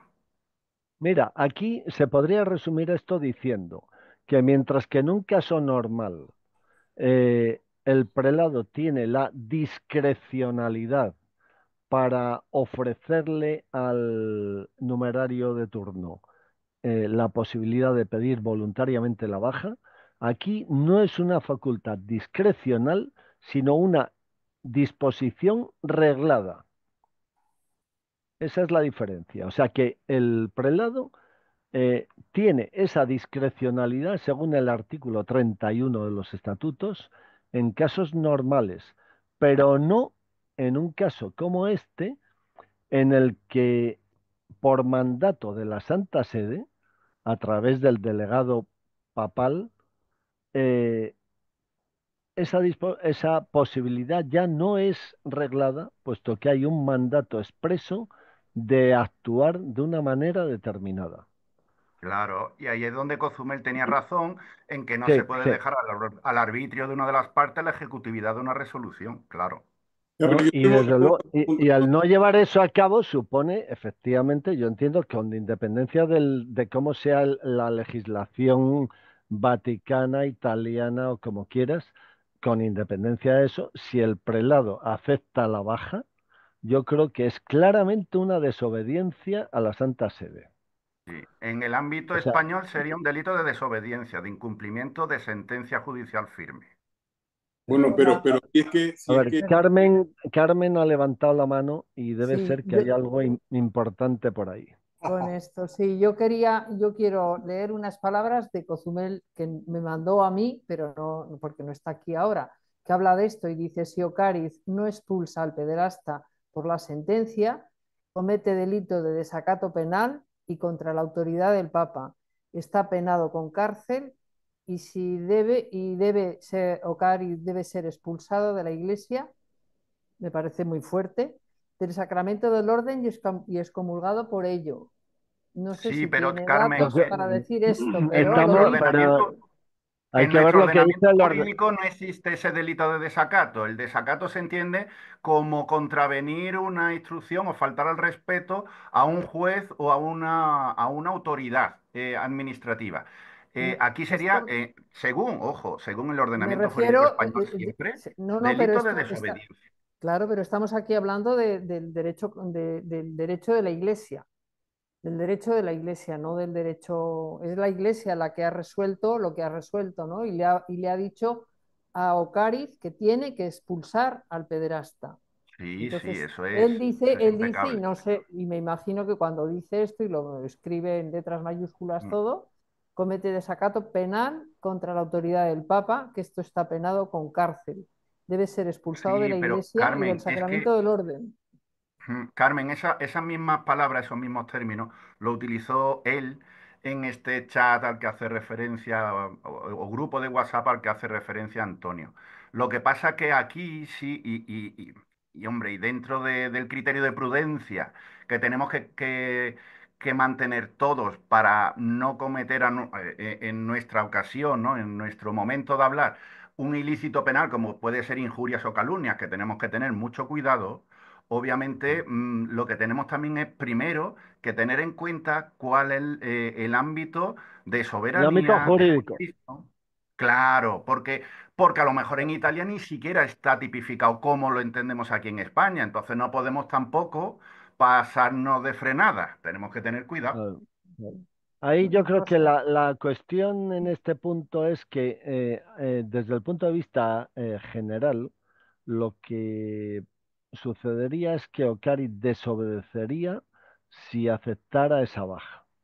Ahora ujú. bien, el grado de esa, o sea, la gravedad que revestiría esa desobediencia, la tipificación que tendría, eso ya a mí por lo menos se me escapa. O sea, yo no diría ni descomunión ni cárcel porque creo que no creo que llegue el tema, no creo que llegue a tanto, pero tampoco lo puedo asegurar. Simplemente digo que habría que ver lo que dice Carlos Pedraza, habría que ver el contexto, el marco jurídico en el que se mueve esto y ver el alcance que tendría una actuación así dentro de ese marco jurídico. O sea que, ahora bien, lo que sí está claro es que eh, mm,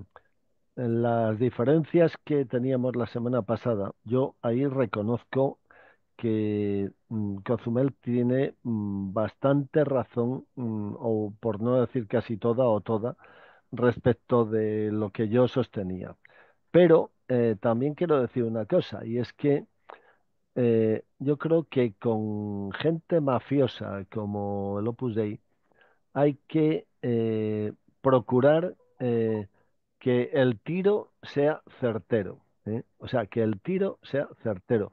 ¿Por qué? Porque son gente muy maniobrera, muy trilera, ¿eh? Y, eh, y no sé, yo creo que no se puede disparar mm, a lo bestia, ¿no? Sino Hay que que ser técnico en esto y yo sí, creo que eso sí. puede ser una regla de prudencia y un consejo a todos de ser parcos en palabras y prolijos en acciones. Es decir, cualquier error lo van a utilizar en nuestra contra y cualquier Claro, persona claro, que se pase de frenada lo va a pagar porque se van a encargar ellos de que lo pague. Entonces claro, sí tenemos claro, que tener mucho cuidado con la terminología específica que utilizamos. claro, claro. O sea que aquí Sinceramente, yo me he pasado con la lengua bastante y nunca me han dicho nada. no, no, pero si no me refiero Pero por les he eso. dicho de casi todo, les he dicho de casi Claro, todo, hasta sí, demoníacos, y nunca me Pues han dicho hiciste nada. muy bien, Carmen. ya, Claro, porque, pero bueno, que yo vengan. no, pero yo no me refiero a las represalias judiciales que puedan adoptar, que cada vez son menos porque saben que no pueden, o sea, saben que tienen mucha mierda por todas partes. O sea, pero yo me refiero a que, vamos a ver, voy a poner un ejemplo.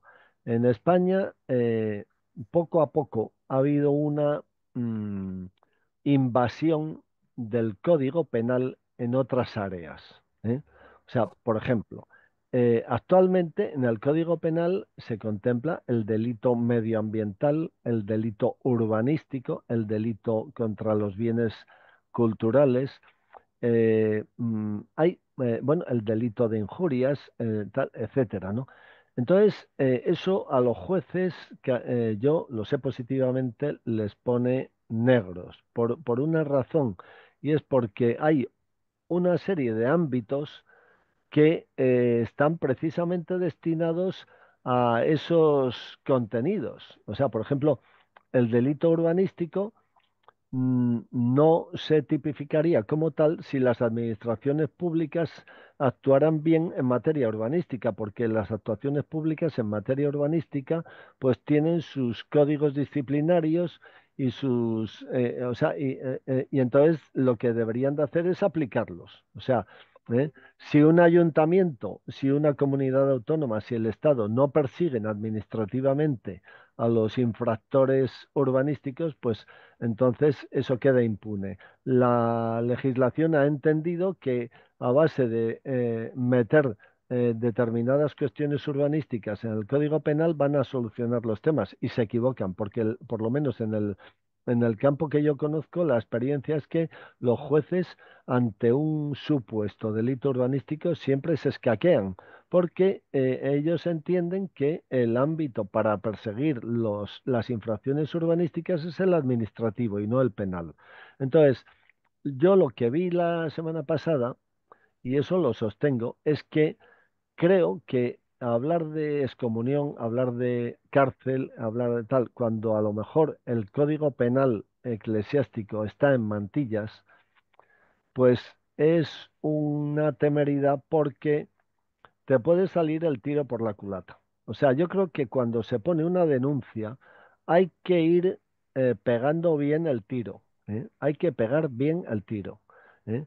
Y, o sea, por ejemplo, la denuncia que nosotros pusimos el 27 de junio del año 23, estuvimos bastante tiempo dándole vueltas a ver en qué ámbito queríamos movernos, porque estuvimos pensando en poner una denuncia penal por las leyes del Estado español. Estuvimos viendo otro tipo de ámbitos y al final decidimos ponerla en el ámbito eclesiástico porque nos parecía que era donde mejor podíamos pegar el tiro, ¿eh? Y así ha sido, porque a la vuelta de 2 años y medio, pues ahora mismo, incluso dentro del Opus Dei hay bastante gente que no da 2 duros por su permanencia, ¿eh?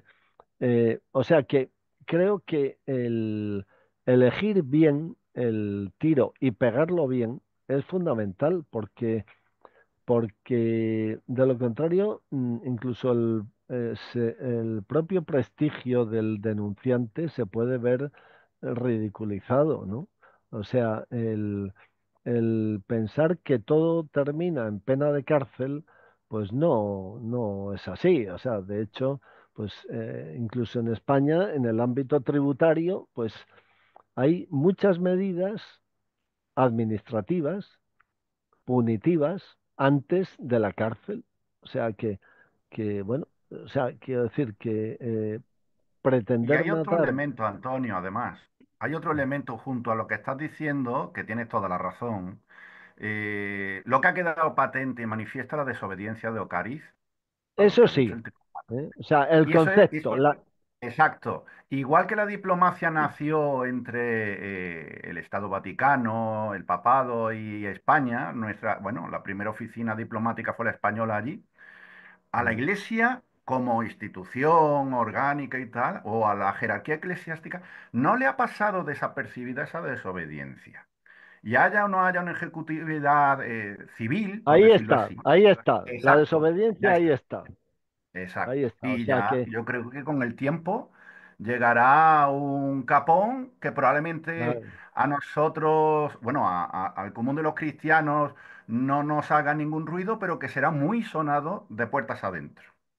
Mira, el hecho de que en esa sentencia se diga que el hecho, o sea, que la actuación de este numerario pederasta es gravísima, o sea, que en la sentencia esa se califica de gravísima la actuación del numerario pederasta. Segundo, se dice que ese numerario pederasta era y es del Opus Dei. O sea, que se le reconoce como miembro del Opus Dei, de acuerdo con los estatutos. Tercero, al decir que es actualmente el Opus Dei, quiere decir que la propia prelatura lo ha encubierto y ha actuado con complicidad con él. Lo está diciendo claramente.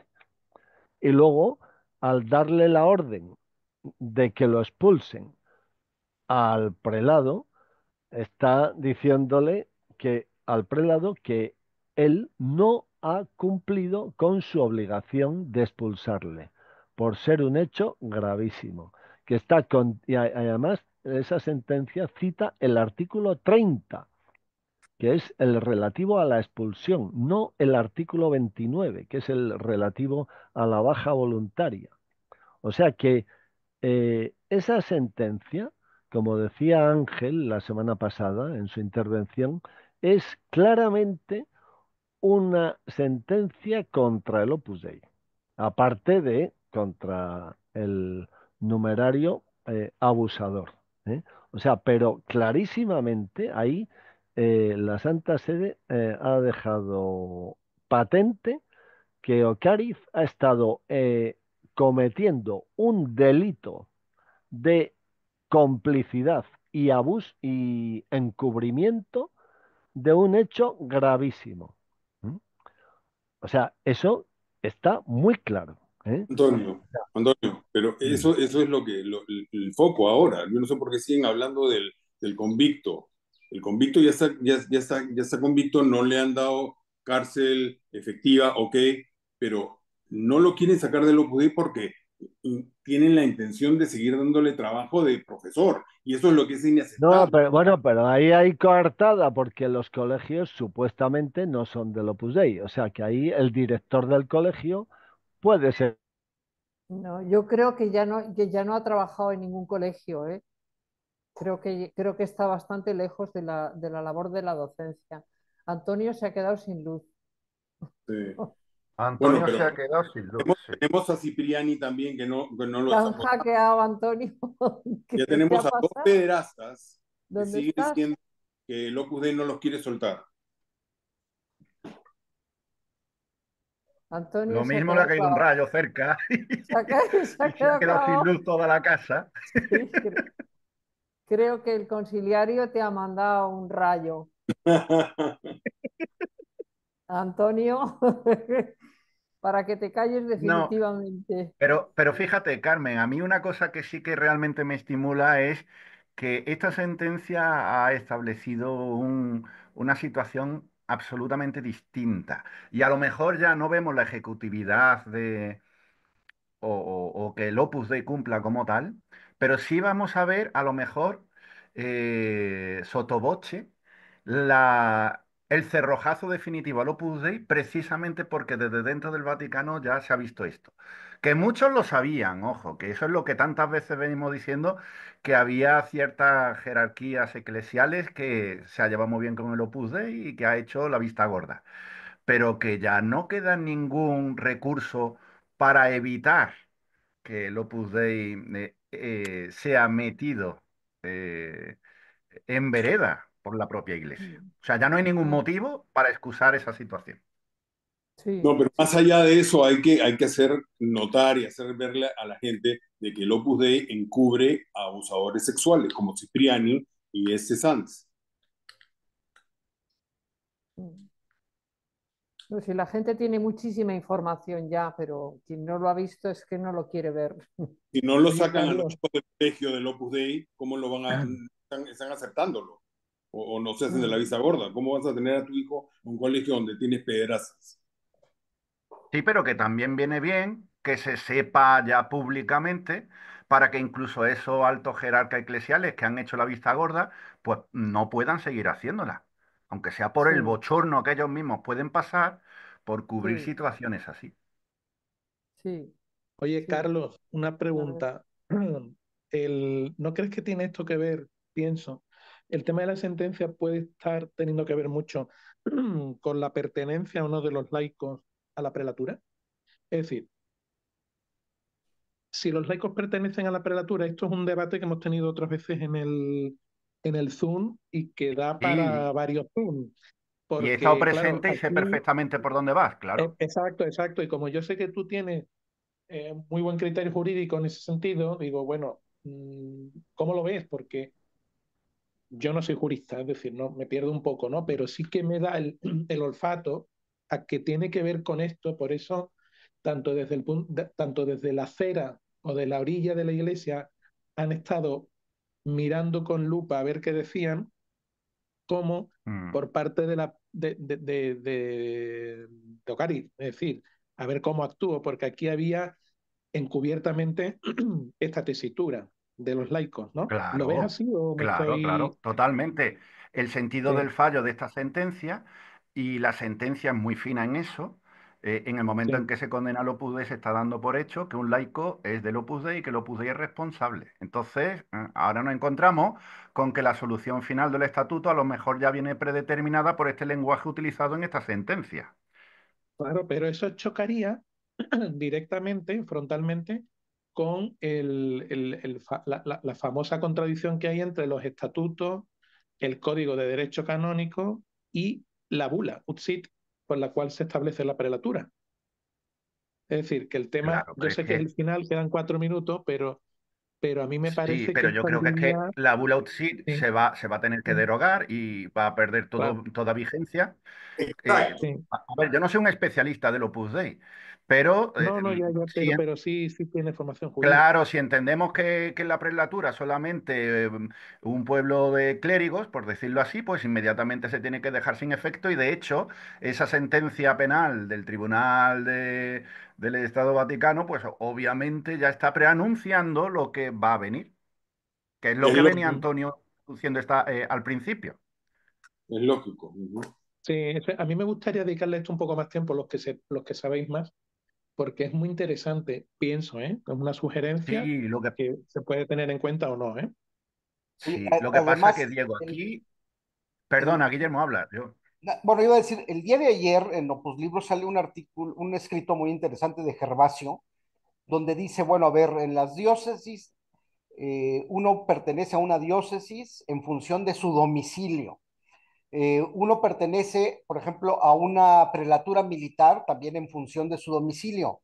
¿Por qué el Opus Dei tienes que, siendo una prelatura, por qué tienes que pertenecer en función de una vocación y estar y pedir a la admisión y ser admitido a ella? Ah, O sea, como diciendo, eso es una cosa que es totalmente anómala a las prelaturas y a las diócesis, ¿no? Digo, es otro Excelente, punto, nunca lo había visto así, pero me parece muy interesante. excelente, Guillermo. Un gran Ese tema, Ya Guillermo, volvió es Antonio, fundamental, fundamental, ya fundamental. volvió Antonio, ya volvió Antonio. punto. Tiene activado el micrófono, no se le escucha nada. No se te escucha, Antonio, no se te escucha. Gervasio pone el dedo sobre la llaga, ¿eh? Con eso, ¿eh? Sí. Porque si tuviera Dale, acceso a ciertas Antonio. informaciones, perdón, si tuviera Gervasio acceso a ciertas informaciones que hay, que siempre me pareció una organización extremadamente fundamentalista a nivel religioso ¿Quién habla? y algo turbia. Ahí había algo ahí que a mí que no me cuadraba y me daba desconfianza. Pero cuando he visto el vídeo, me he quedado horrorizado. Total y absolutamente horrorizado. No sé quién habla. ¿Quién habla? Bastante, bastante peor de lo que jamás en mis peores pensamientos me pudiera haber pensado que estaba pasando dentro del Opus Dei. Y mira que yo he hecho fotografías para gente del Opus, he fotografiado en iglesias del Opus en Valencia. eh, Perdón, ¿quién habla? es muy difícil. ¿Quién No, eres? si trabajas como fotógrafo de reportaje social en el que tienes que hacer eh, reportajes dentro de iglesias, no hacer algún reportaje en alguna iglesia del Opus. Es que es muy difícil porque al final a verlas haylas. Carmen, silencia a todos y que levante eso la mano quien silencia quiera todo. hablar. Y a Esto Antonio es no se una le oye. grabación. Joder, del Alguien todo. le ha saltado un vídeo. Alguien le ha saltado un vídeo. Cualquier cosa acababas siendo fotógrafo para eventos al final llega un momento en que sin querer, yo he hecho fotografías dentro Creo que es de los... Antonio, que tiene un vídeo. Sí, mira, pero Antonio te ha Antonio, es mirado que un no se te tuerto, oye a tío. Te ti. ha mirado un tuerto, macho. Lo que estás liando.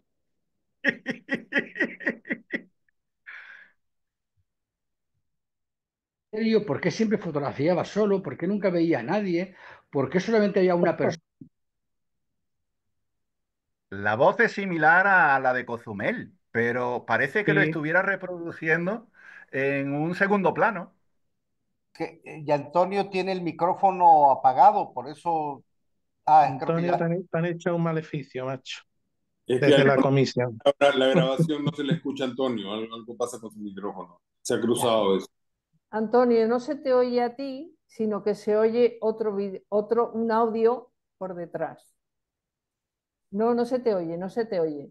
No, Sí, Isabelita, que reconecta me hizo los burla. auriculares porque puede ser algo tan sencillo como eso. Oye, Desconecta los auriculares, eso. voy a aprovechar para decir una cosa que Antonio quería que usted dijera. No vale, Diego. No, sí, pero es interesante, interesante. Hay alguien que en los comentarios del YouTube, visto en diferido, suele participar, ahora diré el nombre, pero en los comentarios del Zoom anterior aporta una serie de informaciones que son muy interesantes en relación a una cosa que se llama la cátedra Proteger. La persona que hace los comentarios, si nos escucha, va a saber. Entonces sería muy conveniente que pasara la información que está deseando pasar o que quiere pasar a Antonio en el mail que hay al respecto para contactar. Carmen, ¿tú te sabes el mail ese?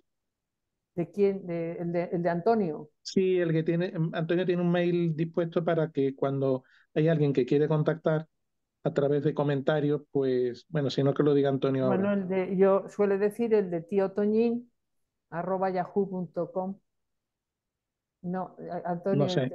te tenemos callado. No se te oye. No se te oye. En el chat están diciendo que es castigo de Dios, será por todo lo que hablan el resto de los coloquios. No escucha No te un frustres, audio. Antonio, hombre, que lo conseguirás. Nada, di algo en el chat porque no se te ha ido la luz y se te ha changado el sistema este. Desconecta el Voy a cable de mirar, los voy a cascos y mirar. vuélvelo a Los conectar. cascos, sí, Es que le desconecta los pasó ya cascos. una semana, ¿os acordáis? Sí, Carmen, diles que me tengo que ir ya y que nos despedimos. bueno, Me acaba de decir Antonio. Bueno, Muy pues bien, un abrazo a todos, ¿eh? el éxito lo dejamos aquí. Vale, Diego, bueno, hablamos, un abrazo chao, fuerte. chao. un abrazo. Gracias a todos. Un Bye. abrazo, Albert, Guillermo, un Muy abrazo.